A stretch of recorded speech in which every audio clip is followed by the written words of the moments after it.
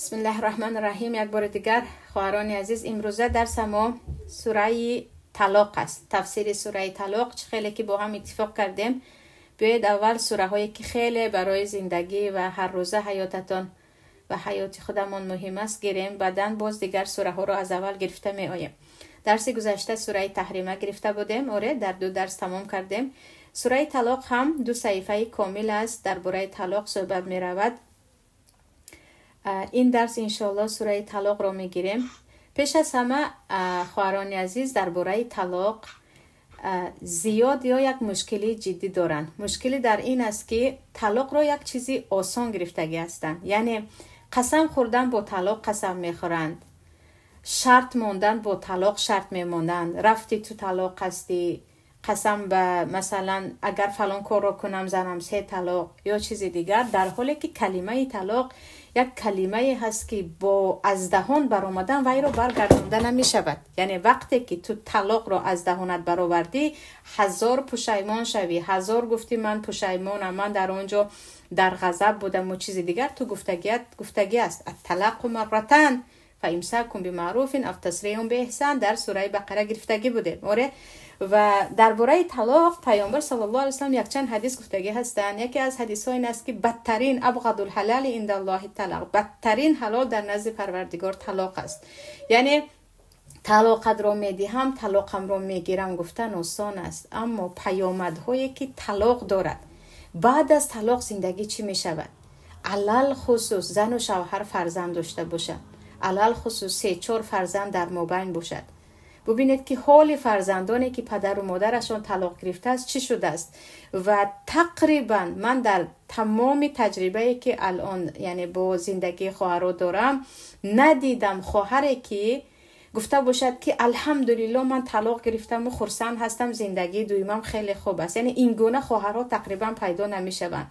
خواه و ناخواه میگن نه همون اوله رو اگر همان گونه که بود دوام داده میتوانستم بهتر بود که خواه ناخواه در دویم اویلم مشکلی زیاد است، علل خصوص خواهرانی که فرزند دارن. شوهری خیلی مثلا عموما از دین بیرون داری، شوهری معتاد داری یا از حد میزده داری یا اینکه به گناه کبیره آمیخته داری، و مسئله دیگر است. الحمدلله از جهنم خود رو خلاص کردی. نه از یک شوهری نمازخوان به خاطر بعضی از مثلا فعل‌هایش که میدونید هر یک انسان خطاگی دارد، برای اون که مثلا زود عصبانی میشود یا برای اون که مثلا خسیس است یا برای اینکه عائله‌اش خوب نیست، طلاق گرفته خواهرها تقریبا من ندیدم که راضی باشن از زندگیشون راضی باشن، علل خصوص خواهرانی که 3-4 فرزند دارن. حدیث در صحیح مسلم است، پیشتر هم گفته بودیم که شیطان کسی را مقرب خودش میکند، یعنی شیطان همان لشکرش را به خود نزدیک میسازد که همان روز یک عائله را ویران کرده باشد. بعد از پشت خوردن عائله ها چی چیزهای به سر آن عائله می آید؟ آیا آن مرد زنی بهتر از خودش را پیدا کرده می تواند؟ آیا آن خواهر شوهری بهتر از شوهرش را پیدا کرده می تواند؟ آیا آن فرزندها با پدراندر و مادراندر همان گونه که با مادر زاده و پدر زاده خود زندگی میکنند زندگی کرده می توانند؟ محال است که پدراندر مثل پدرت باشد، مادراندر عیناً مثل مادرت باشد.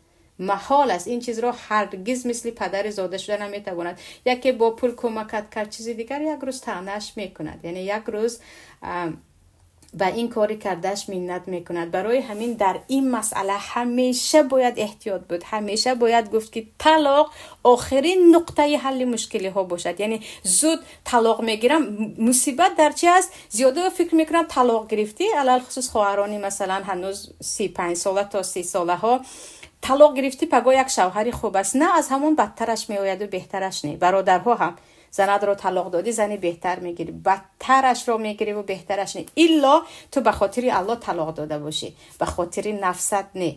به خاطر هوا و هوست نه، به خاطر الله که این انسان حقوقهای الله رو، قانونهای الله رو زیر پا میکنند، من به خاطر الله از این انسان بدبخت جدا میشوم. گفته در اینجا هر چیزی که حدیث پیامبر است به خاطر الله ترک کرده شد، الله بهترش رو میدهد. اما به خاطر نفس، به خاطر رضاگی پدرم مادرم، گپ مردم گویان جدا شده ها چه خیلی گفته استادم، ندیدم که تو همین روز گفته باشن الحمدلله. نه، اکثریتش قریب 96% رو میبینم که میگن نه همون پیشتره اگر می توانستم یا عقلم می بود من با همان صبر میکردم که این بار بدتر شدم و بهتر نشدم. و درباره اینکه پیامبر صلی الله علیه و سلم بدترین حلال گفتن، یعنی این چیز حلال است در حالتهای ضرورت. این نه که همه وقت طلاق بدی، در همه جا به خاطر هر یک چیز طلاق بدی. که دیده استادید امروز حال مردم بچه آمده است، خانه مادرش رفت طلاق داد، تلفنش رو قپید طلاق داد، پول رو خرج کرد طلاق داد. طلاق بازیچه شد و کودکان سرسان هم کم نیستند، خواهران سرسان هم کم نیستند، مردان زنگیران طلاق دهان آواره شده ها هم کم نیستند که همش به سبب اینکه ما این کلمه رو خیلی سبک فکر کردیم و استفاده کردیم. شروع میکنیم به آیت 1 سوره طلاق. پروردگار میگه یا ایها النبی اذا طلقتم النساء فطلقوهن لعدتهن واحصوا العده واتقوا الله ربكم لا تخرجوهن من بيوتهن ولا يخرجن الا ان ياتين بفاحشه مبينه وتلك حدود الله ومن يتعد حدود الله فقد ظلم نفسه لا تدري لعل الله يحدث بعد ذلك امرا.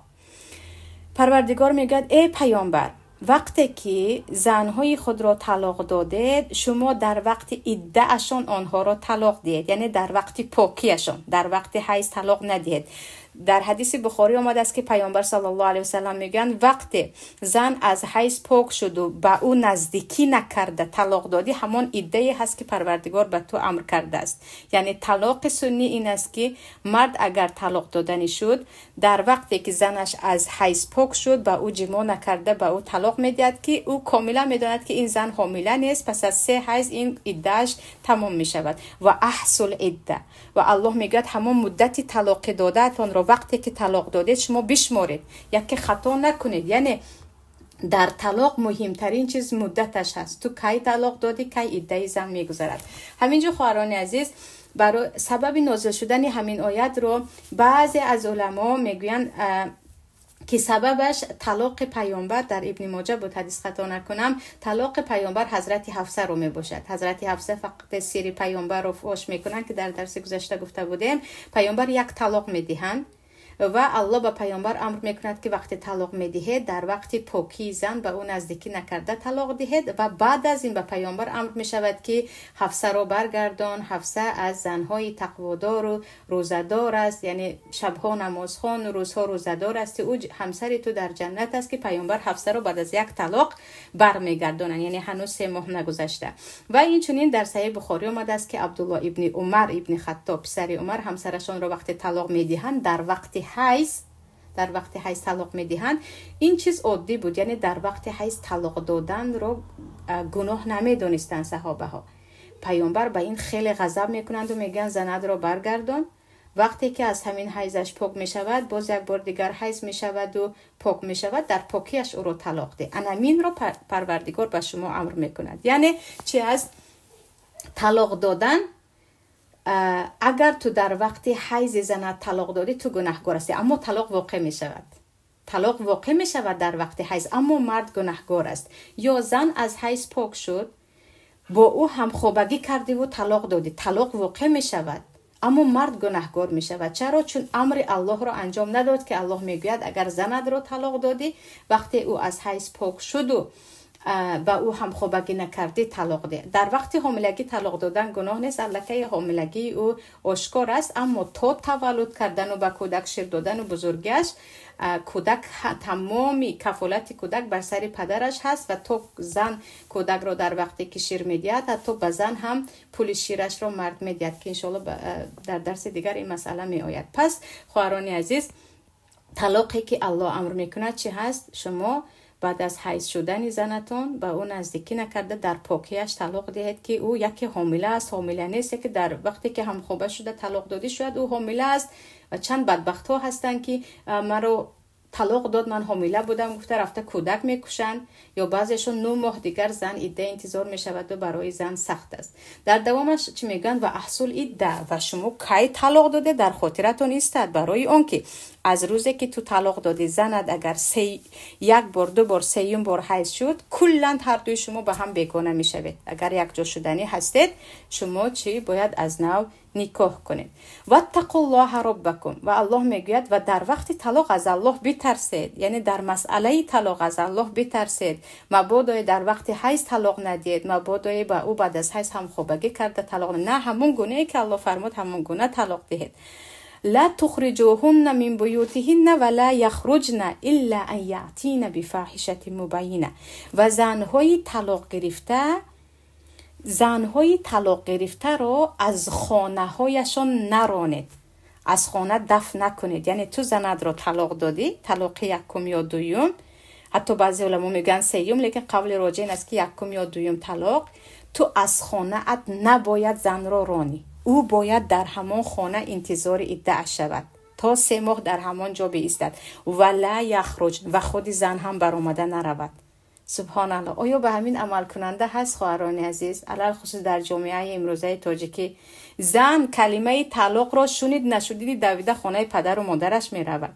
اول زن را از خانه میرانند، بعدن تلفن کتی میگویند طلاقت را دادم. باز سبحان الله در خواهرای حجاب دار، در برادرای اهل دین این را دیده می شود که بعد از طلاق در خانه اش زنش را همان گونه ای که الله امر میکند که تا عده انتظار شدن بعد از طلاق یکم دوم در خانه ایستد، نگاه دارنده مردها را تقریبا پیدا نمیکنی. کلمه نام طلاق را شنید الله که برآمده میرود زنها هم. الله چی میگوید؟ نه از خانه نروید. برای همین در دوامش را ببینید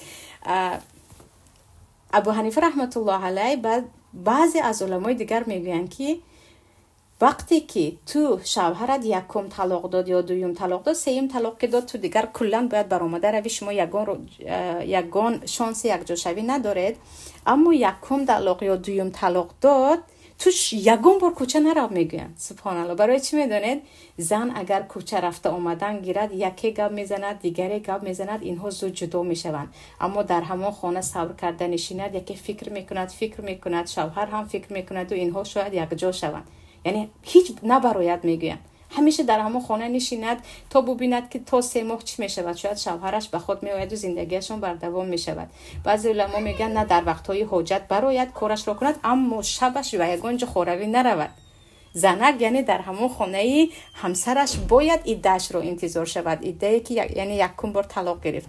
الله در دوامش میگوید و تلک ببخشید الا ان یاتین بفاحشه مبینه، مگر اینکه شما زنهایتون بعد از طلاق در خانه‌تون ایستادند اما در آنها شما فاحشه آشکار دیدید. کلمه فاحشه فقط زنا نیست. یعنی اینقدر زنی بدبخت است که جنگ و جنجال زیاد کرد با تو یا با پدر و مادرت اگر در یک خانه باشید، یا اینکه من طلاقم رو از تو گرفتگی هستم گفت و با یگان مردها یگان گپ زد، یعنی کاری کرد که تو عصبت دیگر نمیبردارد، تو طاقت کرده نمیتوانی. اگر زن این گونه بدبخت باشد که بعد از طلاق در خانه شوهرش از حد گذراند و به اهل خانه شوهرش ضرر رساند، می رود و عده‌اش رو در خانه پدر و مادر خودش انتظار می شود. اما نه، زنی خوب است، ضررش به کسی نمی رسد، با غم خود مشغول است. تو مرد حق نداری بگویی طلاقت رو دادگی هم برآمده رو. نه، هنوز 3 ماه نگذشته است. یکم طلاق یا دوم طلاق باشد، بین شما هنوز محرمیت هست. هر لحظه مرد میتواند زنش رو برگرداند که در آیت 2 میخوانیم. در دومش الله میگه و تلک حدود الله، و این حدود الله هست و این حکم الله هست، این سرحد خطای کشیده الله برای شما است. ای مؤمنان، زنت رو طلاق دادی در خانه نگه دار. زنی که طلاق گرفتی از خانه شوهر شتا برآمده نرو، تو همینجا بیست تا که در دوامش میبینید شاید که شما در یک خانه ایستادید، حاضر برآمده روم چی میشود؟ بعد از 3 ماه دیگر رشته نکاح کنده میشود، در نزد کودکات است که نزد پدر میرود، نزد تو میآید. شما زن برای اینکه در این وقت خواهرام زن و شوهر علاهیده زندگی میکنند، یعنی زن شوهر هم خوبگی نمیکنن، زن شوهر قهریان جدا. همین که شوهر یکی هم خوبگی کرد دیگر اینا باز نکاح میافتد بینشون، اگر طلاق یکم یا دوم باشد. و در دومش الله میگه و من یتعد حدود الله فقط ظالم نفسه، و هر کسی که پایمال کند حدود الله را، قانون الله را، ظالم نفسه، و خود ظلم کرده است. یعنی الله میگه شما گناه میکنید، سخن پروردگار رو قبول ندارید یا سخن پروردگار رو نادیده میگیرید و زن رو طلاق داده به خانه پدرش میفرستید، یا شما زنها طلاقتان رو میگیرید زود دویده خانه پدر و مادر میروید و به خودتون با این کارتون ظلم میکنید. پروردگار این رو به شما قانون کرده است تو که امید است که شاید زندگی شما خوب شود، اما شما وقتی این گفته های الله را پایمال کردید به خودتون ظلم کردید، ضررش به خودتون برمیگردد. و همین را دیدید خواهرها، زنهایی که بعد از طلاق، یعنی طلاق یکم دوم، خانه پدر و مادر می روند و به پدر و مادر می گویند تقریبا 1 سال 2 سال همین خیلی میمونن همونجا. یعنی اینقدر در اونجا وسوسه کننده ها زیاد هستن، خیش و تبار، همسایه ها، اونه که به همین زن سخته گپ زند نمیدونم تقریبا قریب که پیدا نمیشود، گویا همه طرفدار این طلاق باشن. اما زنهایی که همون گونه که پروردگار امر کرد بعد از طلاق در خانه شوهر عده انتظار میشوند، اکثریتشان آشتی کرده پشیمان شده زندگیشان را دوام میدهند. در دوامش الله میگوید لا تدری لعل الله یحدث بعد ذلک امرا، تو نمیدانی شاید بعد از این پروردگار امر دیگری را ایجاد کند. یعنی پیامبر تو نمیدانی شاید وقت زن در خانه شوهرش عده انتظار می شود، شوهر از نو به زن خود مهر می بندد، 1 روز قهری، 2 روز قهری، 1 هفته جای خوبشان جدا، 2 هفته، علل خصوص کودک باشد، کودک پدر می گوید، کودک مادر می گوید، اینها دیگر باز پیوست می شوند، باز زندگیشان را دوام می دهند. برای همین پروردگار چی می گوید؟ در همون خانه بشین. این در مسئله طلاق نه خواهرها، در مسئله جنگ و جنجال ها هم خطا هست، اشتباه بزرگ است وقتی تو جنگ کردی و برآمدی و رفتی.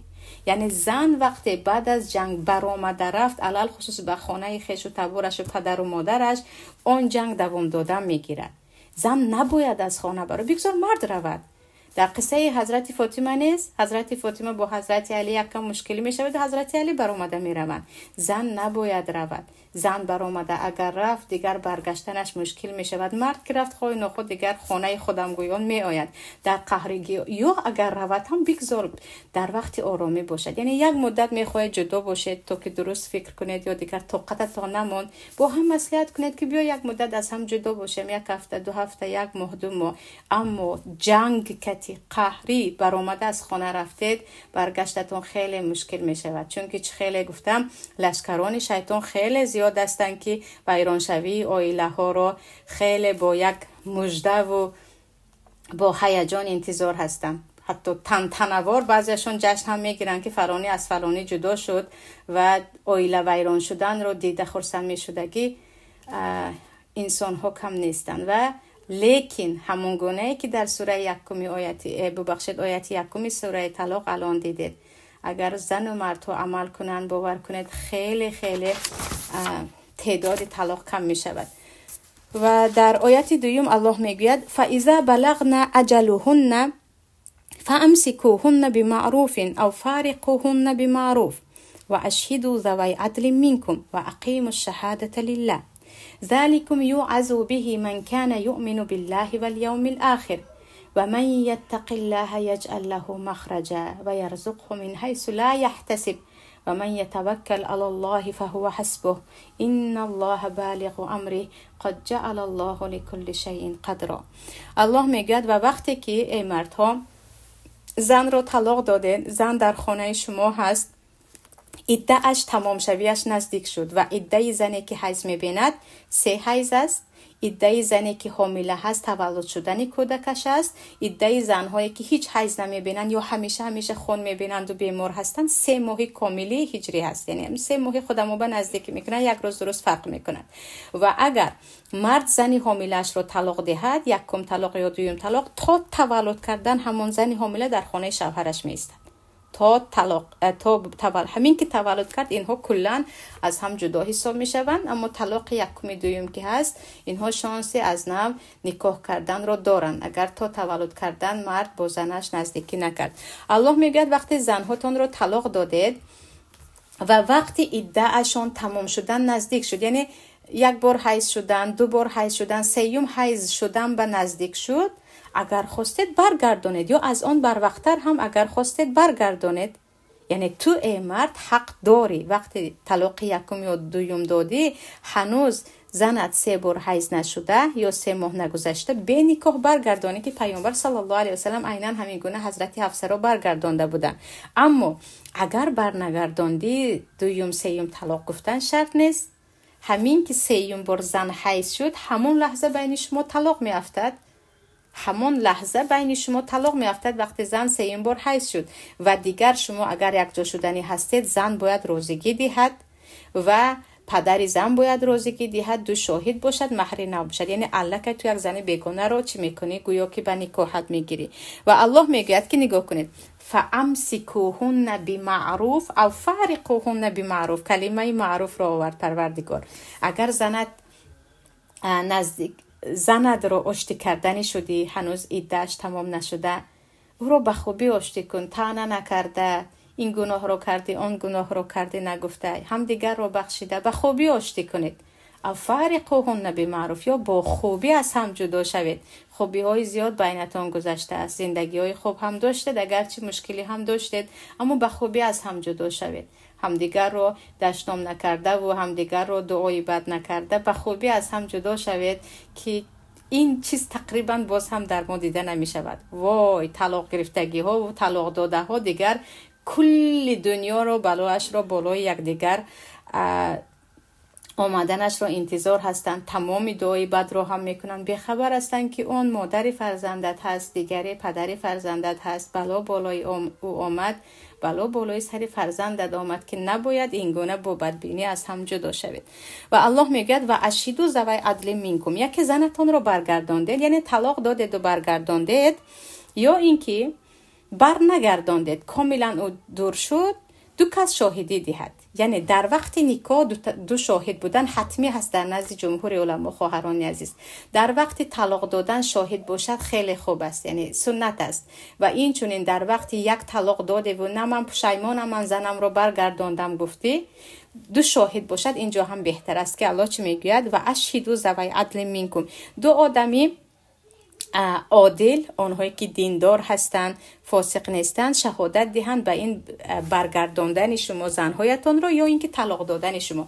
حتی امام شافعی میگن فرض است وقتی که تو زنت رو یک طلاق دادی و دوم بار برگرداندی، هنوز عده‌اش نگذشته، که 2 شاهد داشته باشی که آنها شهادت دهند که این مرد زنش رو برگردانید. اما جمهور علما از جمله مذهب ابو حنیفه رحمت الله علیه میگن نه، من تو رو برگرداندم گفت، یا حتی فقط همخوابگی کرد یا زنش رو به آغوش گرفت یا گفت من پشیمانم، با همین الکه اینها از نو نکاحشون برپا می شود مادامی که از بین 3 حیض نگذشته است، یعنی عده‌اش نگذشته است. و اقیموا الشهادة لله. و الله میگوید و شهادت رو به خاطر الله انجام دهید، یعنی شما 2 نفر در وقت شهادت دادن دروغ نگویید.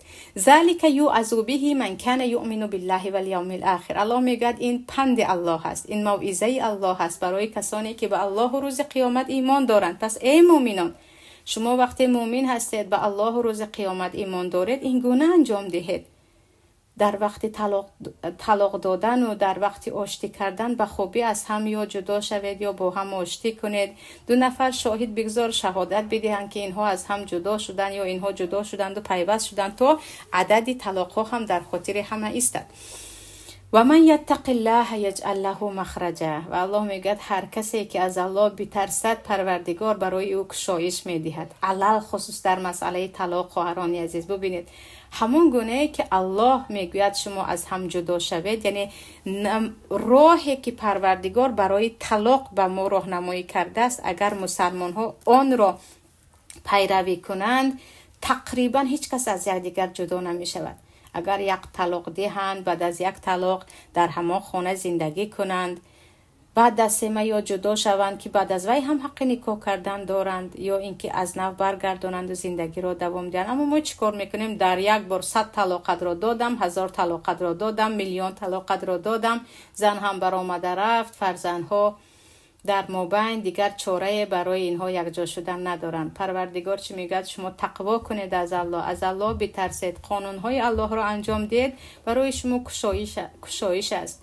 و در تفسیرش علما میگن کشایش در زندگی شخصیتان، کشایش در عذاب قبر، کشایش در روز قیامت، کشایش در قلب شما. در همه جا آنهایی که از الله میترسند پروردگار برای آنها کشایش میدهد. در دوامش میگه و یرزقهم من حیث لا یحتسب، یعنی بشارت دیگر است به نفرانی که از مسئله رزق در پریشانی هستند. هر کسی که از الله بترسد پروردگار از جایی که فکر نمیکرد به او رزق میدهد. چگونه که هر کسی که از الله نمیترسد، حدیث در مسند امام احمد است، پیامبر صلی الله علیه و سلم میگن شما به خاطر گناهایتان از رزق ها محروم میشوید. و این آیت چی میگوید؟ به خاطر تقوایت پروردگار به تو رزق میدهد. یعنی گناه سبب کمی رزق میشود و تقوای پروردگار زیادی رزق میشود. از جایی که فکر هم نمیکردی به تو رزق میدهد. و من یتوکل علی الله فهو حسبه، و کسی به پروردگار توکل میکند. توکل کردن به الله امور خود را، کارهای خود را، زندگی خود را به دست الله می سپارد. پروردگار به تو دادم، تو خودت سرانجامش کن. پروردگار به تو سپاریدم، خودت میدانی همان گونه که برای من بهتر است، برای من راه نشانده. و هو حسبه، الله خودش کفایه هست.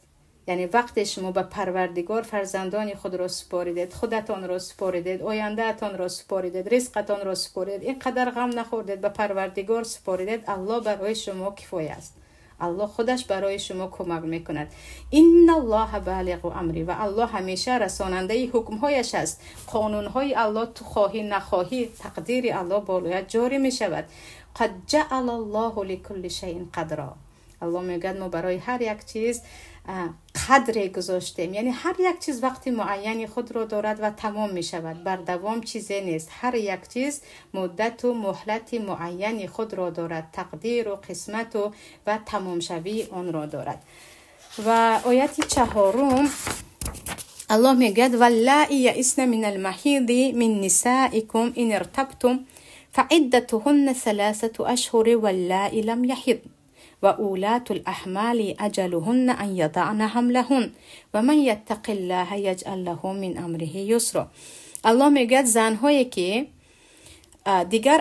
دیگر حیض نمیبینند و این چنین زنهایی که به این داخل میشود همیشه حیض میبینند.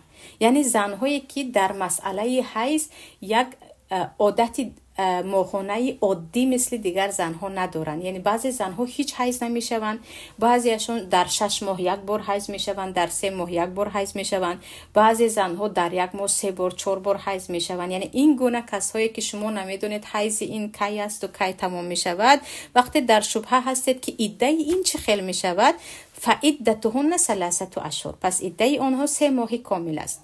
یعنی وقتی تو زنی رو طلاق دادی که او حیضش دائمی است یا تماما حیض نمیبیند به سبب پیری یا بیماری، در این وقت بعد از طلاق یکمت 3 ماه کامل در خانه ات میستد. 3 ماه تمام شد، او که حیض نمیبیند از ماه حساب میکنید، او دیگر به تو بیگانه میشود، دیگر بین شما طلاق است و او برآمده میرود.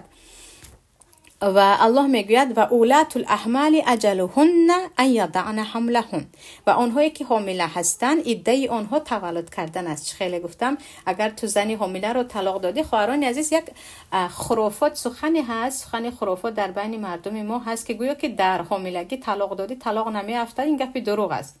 در حاملگی طلاق دادن هم گناه نیست، اگرچه من نامردی میگویم، برای اینکه زنی حامله بیچاره رو طلاق دادن هیچ، یعنی در آن حالتی که او فقط حمایه میخواهد تنها ماندن که یک طرف طلاق دادن خیلی بیرحمی است. اما از روی شریعت در وقت حاملگی طلاق دادن گناه نیست، در وقت حیض طلاق دادن گناه است. در حیض طلاق دادن گناه است و در حاملگی نه. بعضیا میگن در حاملگی طلاق دادی طلاق نمیافتد، گپی دروغ است. در حاملگی طلاق هم صحیح است، دهنده‌اش هم گناهگار نیست و واقع است. فقط زنی حامله مثلا نگاه کنید، بعد از ماهی 8 اگر طلاق دهد، بعد از 1 ماه وی تولد کردن و عده‌اش تمام می شود. ماهی 1 طلاق دهد، بعد از 9 ماه وی عده‌اش تمام می شود. یعنی همین که تولد کرد در حالت نفاس باشد هم عده این این تمام می شود و اینها به هم دیگر کلا نامحرم می شوند و زن بدن ازدواج کرده می تواند یا همان شوهرش اگر برگرداندنی شود از نو نکاح می کنند. و الله چی میگه؟ زنهای حامله تا تولد کردن عده انتظار می شوند. و من یتق الله یجعل له من امره یسرا. باز پروردگار میگه اگر شما از الله بترسید کارهای شما را الله آسان می کند، کارهای دینیتون را، دنیویتون را. وقتی که شما از الله ترسیدید شما به گناه نزدیکی نمی کنید، شما همیشه به عمل ثواب دست میزنید و پروردگار هم امور شما رو آسان میکنند. وقتی مردم مشغول به مشکلی های دنیا هستند، مشکلی های دنیای شما رو خود پروردگار حل میکند. ذلک امر الله انزله الیکم. پروردگار میگه این امر پروردگار است، این قانون پروردگار است که به شما نازل کرد، پس عمل کنید. پس شما در مسئله طلاق به این گفته های الله عمل کنید. و من یتق الله یکفر عنه سیئاته و یعظم له اجرا. باز بشارت دیگر از پروردگار است که کسی که از الله بترسد پروردگار گناههای او را مغفرت میکند و به او اجر بزرگ میدهد. یعنی تو گناه کردی بعد از این از الله ترسیدی، توبه کردی و البته گناهایی که بین تو و پروردگار بود، پروردگار گناههای تو را پوشیده میکند، دیگر به اون گناه تو رو جزا نمیدهد، باز به تو اجر بزرگ میدهد. این بود خواهران عزیز صحیفه 1 سوره طلاق. بعد از این درباره در خانه نگاه داشتن زنها و درباره شیر دادن کودک بعد از طلاق آیت های دیگر است که الله نصیبمون کرده باشد درس دیگر قطعیتان میگذاریم. حالا سوالتون باشد خواهرو بفرمایید در همین مسئله فقط.